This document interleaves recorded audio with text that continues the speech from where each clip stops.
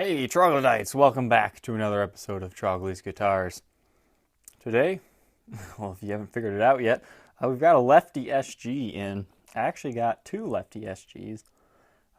One of these is early 70s and the other one is early 80s. So very cool to see, a Lefty. I haven't had too many Lefties. The last Lefty I had was actually a 1974. It was one of the 20th anniversary Les Paul Customs, but that one had its finish stripped. It was interesting, and I strung that one up as a Righty guitar, and I was just kind of playing it as is. There's a video on YouTube of that. But this one, I don't know. If you watched my last 74 SG video, I absolutely love these guitars, and even playing the Lefty version of it was actually quite a lot of fun.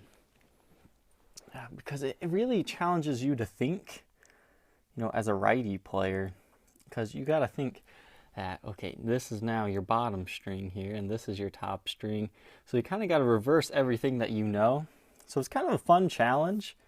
And something else I was looking at was just like playing this the exact same way I would a Righty guitar. It kind of created some interesting results. So I think, if I was like a professional songwriter, I would totally keep a Lefty guitar around just to kind of give me a different idea of what, just a different sound that you could make, because you get so stuck in your own patterns and ways. It's nice, like when you try an alternate tuning or even reversing the strings such as this, it kind of gives you just different ideas of what you can actually do on the instrument. But enough of talking about what a Righty can do on it. If you're a Lefty, finding vintage Lefty stuff is very difficult. And I don't think you could find a nicer Lefty early 70s, early to mid 70s SG.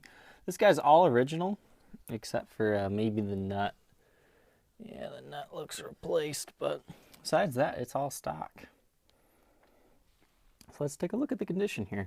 Obviously, you got some scratches on the headstock here, and very light aging. It's actually, fairly clean on the headstock as far as the aging of the lacquer. So just your typical string change scratches and a few bumps and bruises, but nothing too bad. The frets do show some wear. I don't know if you want to get them leveled and crowned, but I don't know, they still play all right in my experience, but you might want to get it set up to your personal preferences. But it's got nice low action. I mean, playing it as a Righty, I thought it played fine. I didn't really notice anything too bad, but I don't know, maybe once you're playing it the correct way, you might want to get it set up a little bit. But beautiful ebony fretboard. You got your small little block inlays. I just love these things. Original tar back pickups in there. Very cool. No funky routing underneath the pickguard.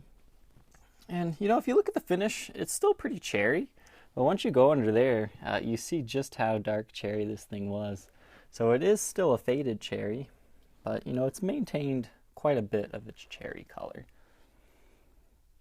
As you can see, I guess this is where your arm rests now. You got quite a few nicks and dings. By no means is this a collector's condition one. As you can see, tons of little bumps and bruises, but no breaks, cracks, or repairs to speak of. You do have a decent little ding there, but that's not a crack or anything. Original aged knobs, as you can see. And you've got some wear on the pickguard. The worst part of it, condition-wise, is right here. The guy anchors his pinky there when he goes dig like that. Or maybe it's like this, I'm not sure. But that happens on... Usually you'll find it like in this area right here. Somebody anchors... Well, I guess this is a Lefty, but usually you'll anchor it like on that side. So that's very common.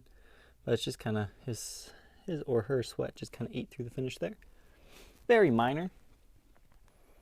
And dating these guitars, It's kind of hard. By the pot codes are 73. I would have thought for sure this was a 72 though, because I think 72 is kind of the year they switched to this kind of look. Because you actually got goof hiders on this thing, which I thought was really cool. That's pretty late for goof hiders. And if you're not familiar with what that is, that's a factory done kind of like a black thing around it where they kind of messed up somewhere. Like they either routed it too big and had to route somewhere else, or it's just a little off center. But you got those. So it's kind of a cool piece of Gibson history there. Back at the headstock, you do have a small little chip here. Yeah, there's a little bit of wood missing. Nothing too bad. So serial number 120020, and that's not a 1, that's just a little ding that almost looks like a 1. Made in USA. It's got the older styled Gibson tuners on it. And it's got this cute little tiny volute on it. That's why I thought for sure it'd be like a 72. But 3-piece mahogany neck. Just tiny little baby volute. I think that's kind of cool. I like that. But no breaks, cracks, or repairs to speak of once again. And you can see the finish on the neck is kind of worn. It almost looks like a burst now. So it's kind of aged to that natural mahogany. Got some beautiful wood grain. Got some light, nicks and dings on the neck, but nothing too major here. Back of the guitar does show some wear, as you can see here. Once again, it's not a collector's grade, but it is in very good shape. Well, for a lefty anyways. Finding one all original. I mean, nothing's been touched in here. It's all original. But lots of wear and tear. You can see where a strap was kind of chewing. I think you got that on the bottom there as well. But overall, I mean, it's just a sweet guitar. I mean, no issues to really report. I mean, besides maybe setting it up to your own personal preferences. But it's just a sweet, mid to early 70s SG. The original case for these guys was basically a chipboard case, so it was upgraded to kind of one of these guys. It's a Roadrunner case. If I remember correctly, it's actually a pretty good fit. Let's see here.